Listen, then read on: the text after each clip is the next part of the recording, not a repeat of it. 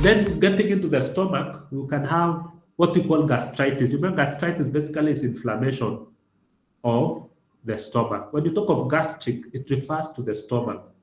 Yeah, so if you have something gastric, you know you are referring to the stomach. So in this day, when you talk of gastritis, it's inflammation, acute inflammation of the stomach wall, especially from the inside, looking at the mucosa, submucosa. So this may be associated, this inflammation may be associated with use of aspirin or other NSAID. Aspirin is one of the painkillers that have been common, especially initially. NSAID is non-steroidal anti-inflammatory drugs. Things like brufen, drugs like aceclofenac, drugs like diclofenac, all those will fall in that group. So that is why we don't encourage people to misuse, take a lot of diclofenac. There are people who take a lot of this drug, and that in itself can cause the inflammation to your stomach or the gastric mucosa to become inflamed. And also, of course, for people who take excessive alcohol consumption, that alcohol itself, yeah, for those of you, hopefully not many of you or none of you have taken changa, changa, the way, at least for those who've taken, they tell me that they go very strong. So it can actually cause corrosion if you take so much of this alcohol. Spirits is basically changa. And also in patients who are severely debilitated, this is patients who are very sick, patients who are, for example, in ICU, very sick patients, they're likely just to develop inflammation of the stomach. Yeah. And somebody may come, a patient may present with nausea and vomiting. So the patient may come complaining of vomiting, of having nausea, or even vomiting. And also the patient may come with what we call hematemesis. Hematemesis basically is vomiting blood, hematemesis. If you look at many books, the British books especially, they put hematemesis, they will have H-A, then E. But mostly the American English, mostly they will go for just H-E. So hematemesis is vomiting blood. So somebody vomits blood. So that we will call that person has hematemesis. Because of course, this inflammation can lead to bleeding. Yeah, it can lead to corrosion of the gastric mucosa and can cause bleeding. And so somebody vomits blood. That's what we call hematemesis. Then we have chronic gastritis. So you can have acute gastritis, what if they are chronic, just like the chronic inflammation. So it's always good to go back to inflammation and look at chronic inflammation, characteristics and all. So you can have chronic gastritis that is H. pylori associated. H. pylori is Helicobacter pylori. It's one of the bacteria that is thought to predispose somebody to develop gastritis or inflammation of the mucosa, of the submucosa, and of course later can lead even to ulcers formation. So it's a type of bacteria, Helicobacter pylori, H. pylori in short. So there are some that are caused by this chronic gastritis associated with Helicobacter pylori. So a patient is likely to present with dyspepsia. Dyspepsia basically is problem with digestion. So somebody is likely to have nausea, have even vomiting, that general discomfort in the stomach or in the upper part of the abdomen, what we generally call dyspepsia. Then they're likely also to come with hemorrhage. They're likely to bleed, that like as we have said. So somebody is likely to be vomiting blood because there is hemorrhage, that is bleeding. So if you look at under the microscope, there will be chronic inflammation of the lamina propria. So when you talk of lamina propria, after the mucosa, you talk of mucosa, then after that, you have what we call lamina propria, then some mucosa. So that is what basically, when we look at it, there will be chronic inflammation of the lamina propria with neutrophil infiltration. So when you look under the microscope, you see neutrophil within infiltrating the glands, or if they even be mixed inflamed. So maybe plasma cells, they may be lymphocytes, they may be eosinophils if you look at it under the microscope. And then when you look at it, when you examine it, because we usually take biopsy, when we find gastritis within when they do OGD and we see inflammation in the mucosa of the stomach, we usually take biopsies, pand biopsies. We usually get some biopsies, so they're used to examine, including looking for this bacteria. So they're likely to leave Helicobacter pylori in service mucus, so they'll be on the mucus, so they'll see this bacteria. So typically affect the mucosa of the gastric entrance, but can extend to the body of the stomach in some cases. So most of the time they tend to be, remember the stomach have different parts. There is the fundus, there is the body of the stomach, there is the antrum. So the antrum is the distal part just before you go into the pylorus and into the duodenum. So most of the time it tends to affect the antrum. But of course can extend, that inflammation can affect the body of the stomach, and even can go ahead and affect the fundus. So that's what we call pan-gastritis. So when you talk of pan-gastritis, pan is affecting everywhere. I'm sure we met this even in the other lecture about pan. When you talk of something pan, so when you talk of pan-gastritis, it's affecting, in this case, the antrum is affecting the body. It may even be affecting the fundus. That is the mucosa. So that's what we call pan-gastritis. So it's affecting everywhere. So in this also H. pylori associated, we are likely to have intestinal metaplasia associated with it. So in intestinal metaplasia, the gastric epithelium, that is the epithelium of the stomach, are replaced by goblet cells. So most only goblet cells will be there in the stomach, but very few. Most of the goblet cells will be mostly in the duodenum. So you look under the microscope and you see a lot of goblet cells, and then the columnar absorptive cell typical of small intestine. So that's what we mean by intestinal metaplasia. So the epithelium of the stomach now looks like that of the small intestine. Yes, because of this infection with H. pylori. So usually this H. pylori or Helicobacter pylori rarely goes into the mucosa. Doesn't invade, and mostly it will be found on the surface. It doesn't get into the mucosa, so it's rarely a feature. Of course, there's a diagram there just showing there's a diagram on the left, then there's a micrographs, the two ones on the right. Basically, here I wanted you to see on the surface, the mucus, you will see those bacteria. They usually look spiral. That is the Helicobacter pylori bacteria. And then, of course, there will be chronic inflammation in the submucosa and the lamina propria. Yeah, and of course, that one is basically showing those inflammation and those cells. And also on the right, the picture on the right is trying to show you the bacteria itself. So they are staining, of course, with various stains to try and specifically show specific things in those particular micrographs and the diagram. So there's also chronic gastritis that is associated with autoimmune disease. So I told you autoimmune disease is basically the body produces antibodies. Usually the body will produce antibodies against foreign particles like bacteria, viruses, or anything that is foreign to the body. But sometimes the body, for one reason or the other, they develop antibodies against its own tissues. That's what we mean by autoimmune. And basically here you will have megaloblastic macrocytic anemia. When you in the clinical area, you'll be able to look at different types of anemia. One of them is macrocytic. In this case, basically one of the things that causes macrocytic anemia would be vitamin B12 deficiency. So if you have vitamin B12 deficiency, you end up with macrocytic anemia. That is, if you look at the cells, the red blood cells look bigger than normal. That is, of course, under the microscope. That is as opposed to microcytic anemia, where mostly there will be the loss of iron. Mostly that will be deficiency of iron. You'll have microcytic anemia. That is, the red blood cells will look smaller than normal. So in this case, megaloblastic, that is macrocytic, that the red blood cell will appear bigger than normal. And most of the time it's because of deficiency of vitamin B12. So when you look at the body of the stomach, will be atrophic body of the stomach with reduction or absence of parietal cells. Also of the fundus. So the body and even the fundus also can become atrophic. Atrophy is just become small. Yeah. So parietal cells. So if you look at the stomach, the cells that will be within the stomach wall, one of them would be parietal cells. So there will also be intestinal metaplasia, which we have already talked about. Those the glands are small and the mucosa is thin. So the mucosa basically will look like that of the small intestine, intestinal metaplasia. Lamina propria is infiltrated mainly by lymphocytes and plasma cells. So it will have a picture of chronic inflammation. And then in its late stages, it's often termed chronic atrophic gastritis.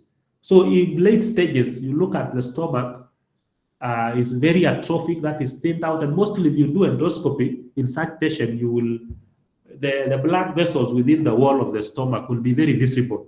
So that's what will help you know that this stomach is atrophic. And then another thing, the rugae of the stomach, those are the foldings within the stomach, will appear flattened out. So there'll be a lot of very little rugae. So that will help you to know endoscopically that is likely to be chronic atrophic gastritis. Of course, you have to take a biopsy to confirm that by histopathology.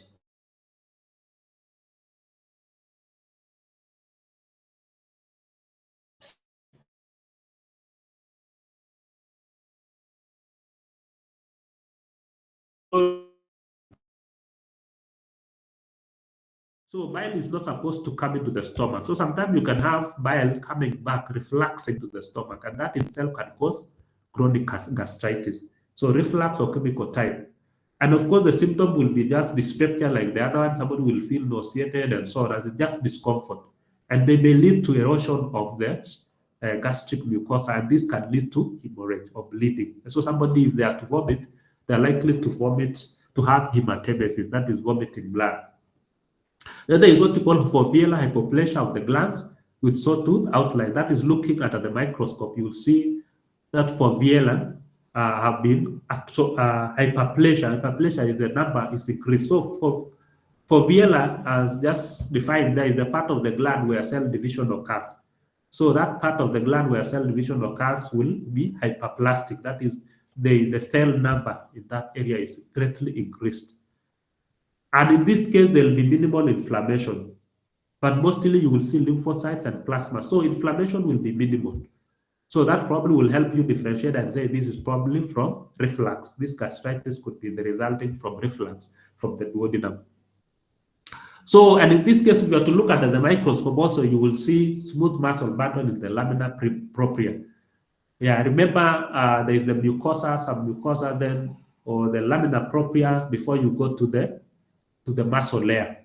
So, but in this case, you see some smooth muscle within the lamina propria. So that will suggest that that could be chronic gastritis from reflux.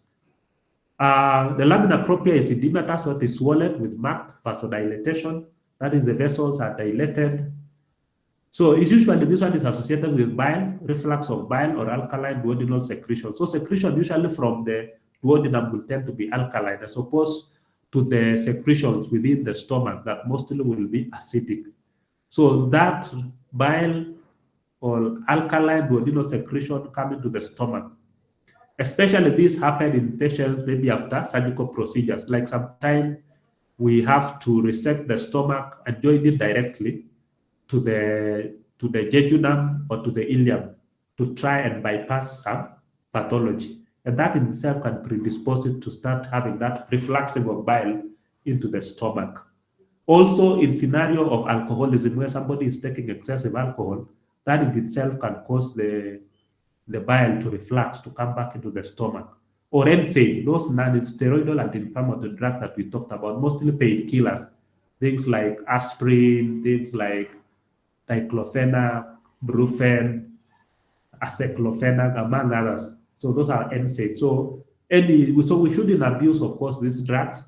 And even when we give to patients, we should be able to be careful because it can cause chronic gastritis that is associated with the reflux.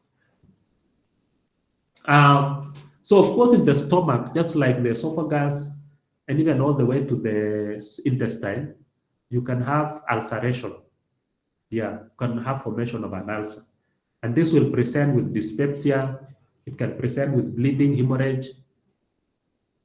It can even perforate. I think generally these ulcers can perforate, can go all the way to affect all the layers of the stomach and finally come out through the peritoneum, and you have operation, basically an opening. And an opening into the peritoneal cavity. Usually the peritoneal cavity is a potential space, but should be sterile. And remember, the intestinal content, right from the stomach all the way, is not sterile. It has some bacteria and so on. That is why there is acid in the stomach to try and destroy some of those bacteria and so on.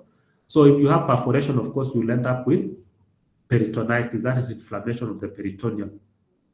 So when you look at it, there is discontinuity of epithelial surface with necrotic sludge. So necrotic, basically dead tissues, granulation tissue, and fibrosis lining the defect. So basically, these are features of chronic inflammation. So there will be features of chronic inflammation. Necrotic sludge, there will be discontinuity. Basically, there is a defect, the epithelium has been removed. There will be fibrosis because there will be an attempt at healing. And then there will be discharge. Basically, chronic inflammation. So there is generally acid-induced necrosis of the gastric wall. Remember, there are protective things that should protect our stomach wall, including the mucus that should be there, should be covering, including various cells that produce, for example, bicarbonate and so on, that are supposed to protect the epithelium of the stomach from the acid. But when you have these issues, there is imbalance basically of that protective layer of the gastric wall. And so you end up with acid-induced necrosis of the wall because the acid comes directly in contact with the epithelium, which it shouldn't. And so the wall it leads to necrosis of that wall. And also it leads to acute inflammatory response, organization, granulation, tissue formation, and fibrous scarring occur concurrently. So there is injury, and then there is an attempt at healing, basically chronic inflammation. So when you look at this Helicobacter pylori infection, it's almost always present in chronic duodenal ulceration and most cases of gastric ulceration. So mostly when you look at the ulceration of the duodenum, remember duodenum is the first part of the small intestine. We have duodenum, then you go to jejunum, then ileum. So usually most ulcers within the duodenum usually is associated with Helicobacter pylori infection. But also gastric ulceration, that is ulcers within the stomach, also have some association, but it is more in the duodenum than that of the stomach or the gastric. And of course, this ulceration, basically an ulcer developing, can have complications. Yeah, for example, you can have perforation, and if this perforate, that is, goes through affecting all the layers of the wall of the stomach or the duodenum, it can finally make a hole through that goes all the way to the peritoneal cavity. And when you have that hole or perforation, the stomach content or the duodenal content will spill over into the peritoneum that is supposed to be sterile. And so you end up with inflammation, what we call peritonitis. And also you can have bleeding, especially if that ulcer deepens to finally involve a large artery. That is basically the artery wall start necrosing, and so you end up with bleeding. So you can have hemorrhage, you can have severe hemorrhage.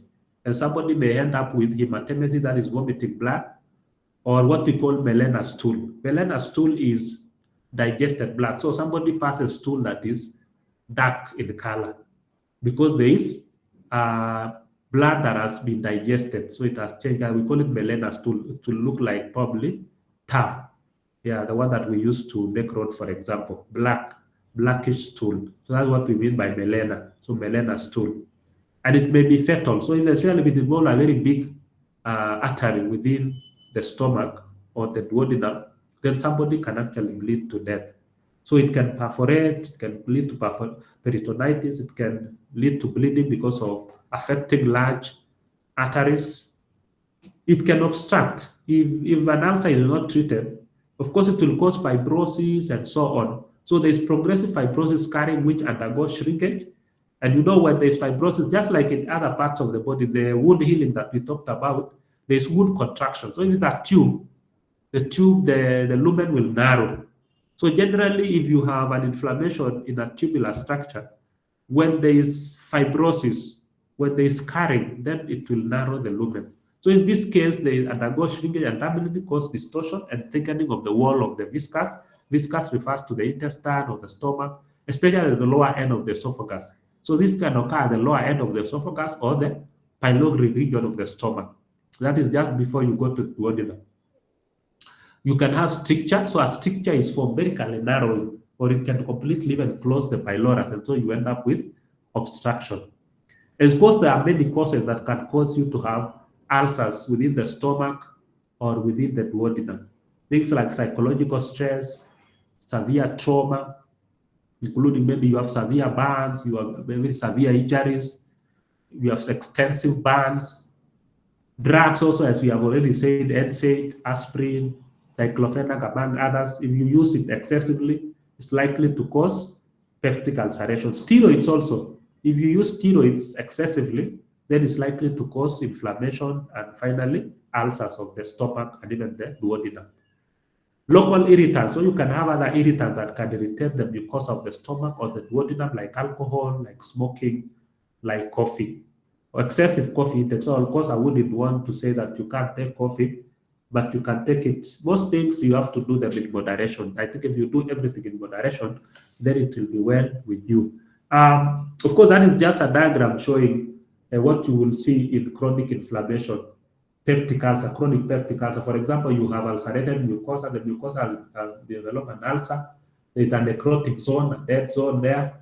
And you can see the intact mucosa. You can see granulation tissue forming. Basically, those healing. You need to go and revise about wound healing. Here, then you have the zone of cicatrization. What we look using a diagram, and that one is a way looking at a microgram, that is looking at the microscope. Here, in this case, they use hematoxylin and eosin dye, and that is like times 100. That is the magnification. So you are able to, if you look at it, you probably will be. Then that is an ulcer within the duodenum. Remember, the duodenum we said is the first part of the small intestine, where I said it has 4 parts: the first part, second part, and third part. And you can see that defect. You can see that hole literally. So burrowing into the wall of the duodenum. So that will be a duodenal ulcer. And so that is why if you don't do something about it, it's likely to burrow through. So first the mucosa, then submucosa, then the muscular layer, then finally the thorax. And so there will be a perforation. There will be an opening and an opening into the peritoneal cavity. And that's what will be perforation. And usually this is quite common if you don't treat the ulcers early. You end up with duodenal perforation, duodenal ulcer perforation. Then gastric dysplasia. So here you have dyspepsia. So one of the common things is most of the things that affect the stomach is likely to present the same. You're likely to come with dyspepsia and so on. And you likely here, in this case, somebody is treated as ulcers initially without knowing that it was gastric. Then we know what dysplasia is. So if you are to look at the microscope, then you're going to see a typical epithelial cell with pleomorphic nuclei. So pleomorphic we've already defined. So I'm assuming go back and look at it so that you know what pleomorphic means. There is architectural distortion, increased mitotic activity. Those are basically signs of cancer. Increased mitotic activity, pleomorphic nuclei, architectural distortion. And in this case, the basement membrane is not breached. Yeah, remember we talked about carcinoma in situ. So that one is cancer, but it's not affected. But this way is dysplasia. So the basement membrane is not breached. So it can also is also known as carcinoma in situ. So you can call it also carcinoma in situ, an invasive neoplasia, intraepithelial neoplasia. That is intra mean within the epithelium, borderline lesions, and you can call it category 4 lesions. So may arise in association with long-standing chronic gastritis. So if you have a chronic gastritis that is long-standing, not well treated over a long time, then it's likely to lead to gastric dysplasia. So gastric atrophy, so it probably will go this way if you don't control it. It's likely to go from gastric atrophy, that is the gastric become atrophied. Then we have intestinal metaplasia. Then next goes to low-grade dysplasia. Then it moves on to high-grade dysplasia. Then finally, it ended up being an invasive carcinoma. So that is the progression if it is not controlled early. Atrophy goes to intestinal metaplasia all the way to invasive carcinoma. That is why early diagnosis will be important so that you prevent it from progressing to invasive carcinoma. We want to prevent it from progressing to invasive carcinoma as much as possible. That is why early diagnosis is always important. Of course, you can see the pictures there, benign versus malignant gastric ulcer. So if you have an ulcer within the stomach, if you do OGD, and then you see an ulcer inside the stomach, so how do you differentiate and say this one is likely to be cancerous, malignant, or this one is likely to be benign? So you see the size. For the benign one, they will tend to be smaller. For the malignant one, the size will tend to be larger of that ulcer. And then when you look at the edges, For the benign one, the edges will be punched out. That is basically, it's like when you punch something, they'll go straight in. But this one, the rolled out edges, so there's heaping around the edges, there's like a heap around it. So that will be suspicious now of an ulcer that is malignant. That will help us just to think about it, that this could be malignant, this could be non-malignant, but it's just the size and even the edges, how they just look. Yeah. Then you have gastric carcinoma. That is now, it has become now cancerous. Yeah. So you have one that we call intestinal type. And most of them, 90 to 95% of them are adenocarcinomas. And we talk of them as being expanding. And of course, the symptoms, like in many other things, will have dyspepsia. And in this case, you're likely to have weight loss. You're likely to have abdominal pain. And mostly it is common, or the incident that we tend to be diagnosed in people who are in the 4th to the 6th decades. So it basically people from middle age all the way to the elderly. And it is more in men than women. So in comparison with the research that has been done, it has shown that they tend to be more in men than women. And if you're to look under the microscope, you'll see atypical invasive glands with atypical epithelial cells and some mucus production. So those cells will be producing some mucus. They may be well or moderately differentiated. Basically, when you talk of something being well differentiated, is that when they're well differentiated, they will look like the cells, for example, of the stomach, of the gastric cells. So you can actually tell that this is likely to be the gas from the gastric, or they can be moderately differentiated. That means there is a bit of, they don't look exactly similar to the cells of that organ that is involved. So usually they form a polypoid tumor mass or an ulcer with heaped up edges. So usually when you look at it grossly, you're likely to see polyp-like, something like fungating, growing into them. So if you're looking at the stomach, you will see something growing into the stomach. So you see a mass within the stomach. So that's what we mean by polypoid tumor.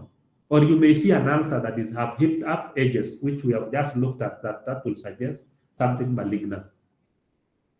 Then we have gastric carcinoma that is infiltrating.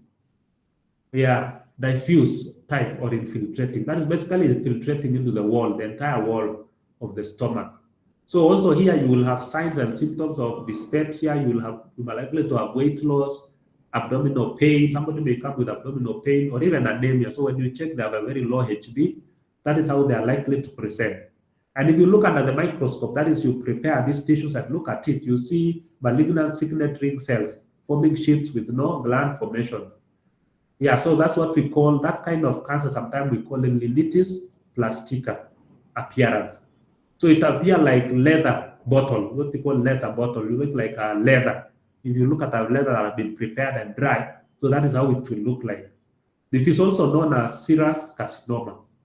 And most of the time it's poorly differentiated adenocarcinomas with little or no discernible gland formation.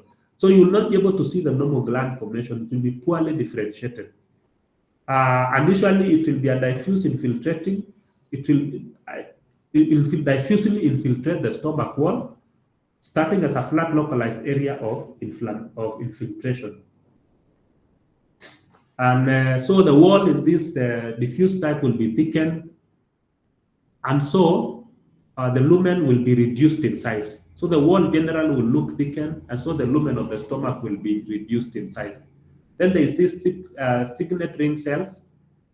The reason they're talking about signet ring, for example, there are some rings, maybe some kings used to wear, that we call them signet, so they look like that.